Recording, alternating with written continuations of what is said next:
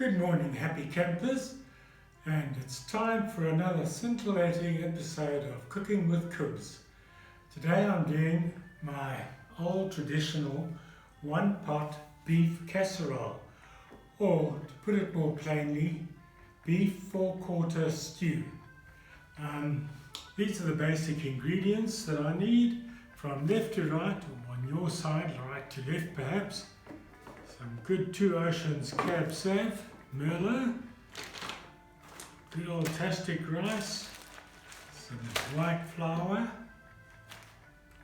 half a butternut, about a half a pound of beef diced up into poiky pot sized cubes, a couple of carrots, a couple of onions, some garlic, about a handful of 4 or 5 potatoes. The baby potatoes I won't skin, I'll only skin the big one. Little ones will just get chopped up. A couple of carrots, and that's about all. Salt, olive oil, salt, palm and sea salt, and of course white pepper. Well, that's about it. So, without further ado, I'll get the show on the road, pour a more glass of the good red stuff. That's about the last glass left in the box. Ooh, I'm going to be hard pressed to fill this. And I don't believe in filling a glass half full. It's full when it's 2 fingers from the top. There we go. Cheers. And they always say the wine must be good enough to drink if you're putting it in your food. And this one is perfect.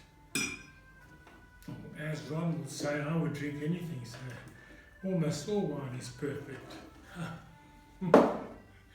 Right, let's get cracking. I'm going to do it in my slow cooker, and that makes it very tender. I did cheat a little. First, I dip the chunks or sprinkle some white flour, pepper and salt over the meat. And then I add a wee drop of olive oil to my frying pan, which is already heating.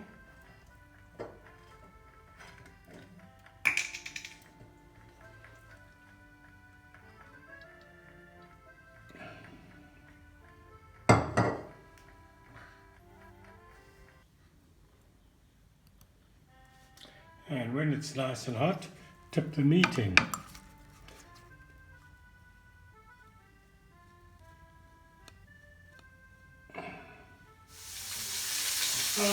Browning beautifully.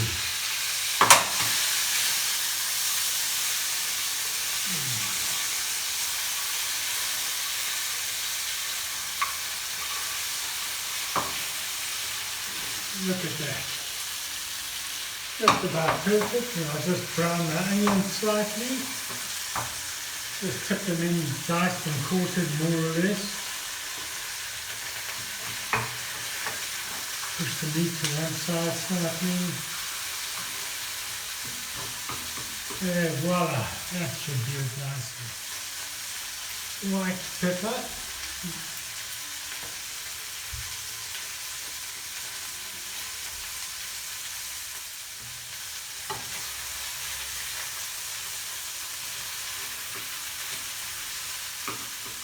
I think that's browned enough.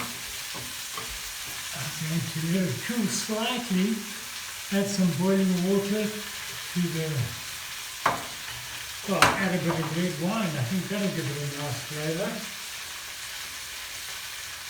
Good drop of the old red. Render that down slightly. Pretty good.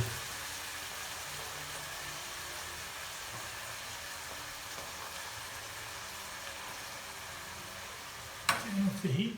I think that's browned really nicely. And that goes into the slow cooker. It's set on auto.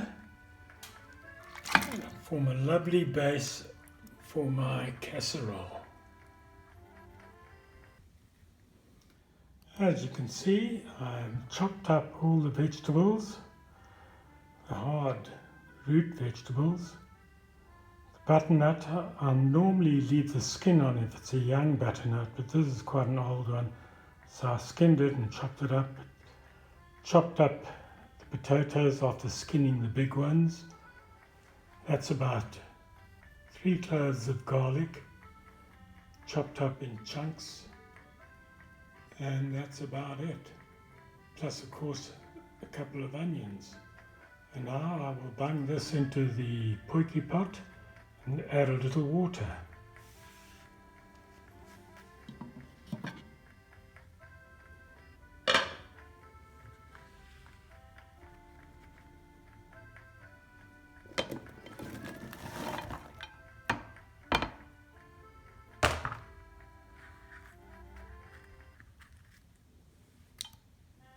Few cloves of garlic that almost got away. You don't need to add a lot of water.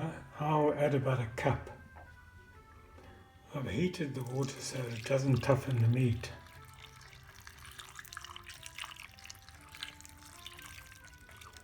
That's enough. We don't want soup. That's the start of it. See how much water is in it. I'll still add a little tomato sauce, good old all gold, about a tablespoonful. I'll add some Mrs. Ball's, it's Wellington's, mild chutney. You need a little sweetness in your stews. That gives a slight bite to it, not much. And then a little seasoned sea salt, compliments of Ina Pullman.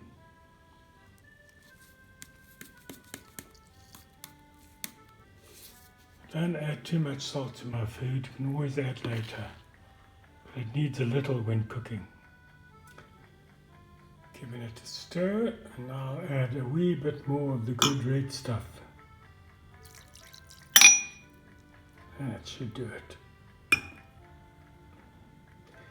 Now leave it for 4 hours and see how it's getting on before I add my rice and my peas and beans. As you can see, it's a rather chilly KZN day, reminiscent of a Highveld winter. Absolutely great for some comfort food.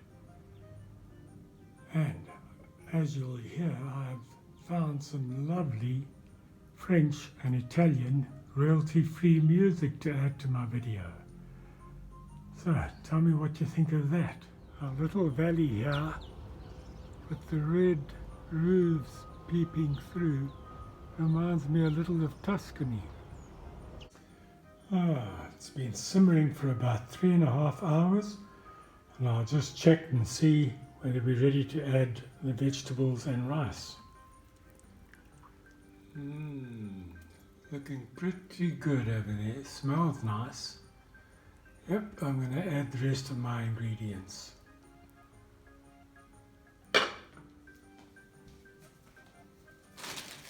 About a cupful of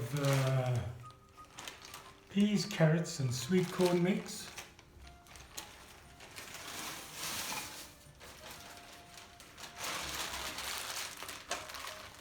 A tomato chopped up.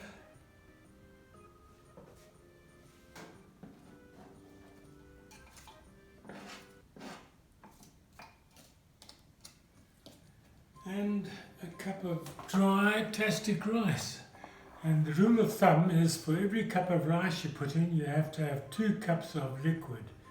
And I've got about a cup in there, so I'll add another cup of water. Make sure the rice is properly covered. We don't want any hard bits of rice that don't get cooked. Another cup of water, just to cover the rice. Give it a stir.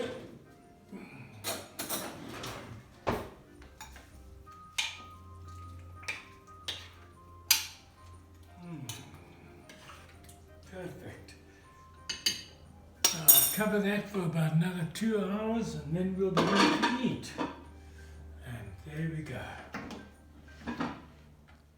Well, another hour, in fact 2 hours have expired and I think this food is absolutely perfect.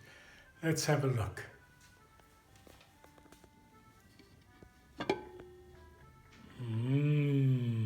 Doesn't that look yummy?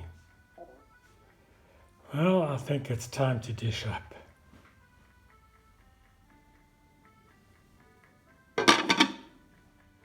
Let's have a taste, see what it's like.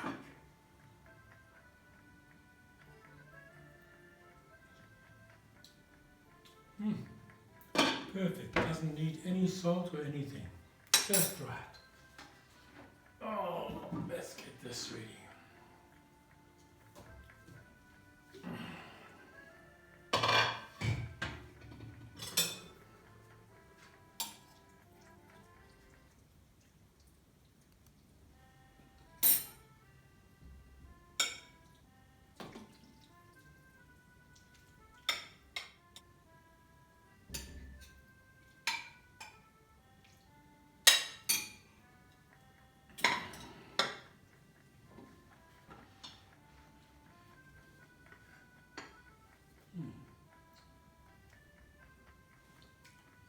Perfect.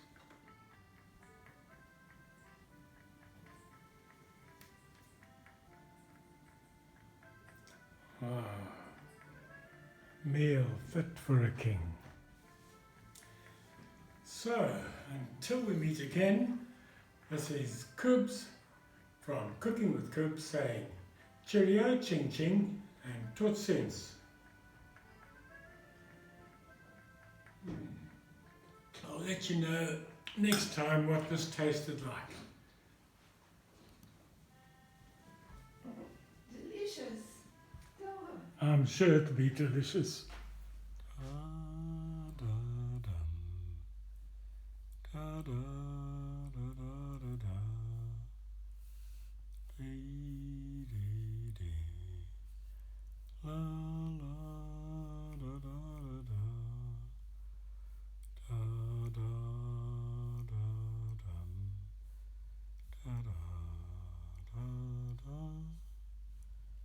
Till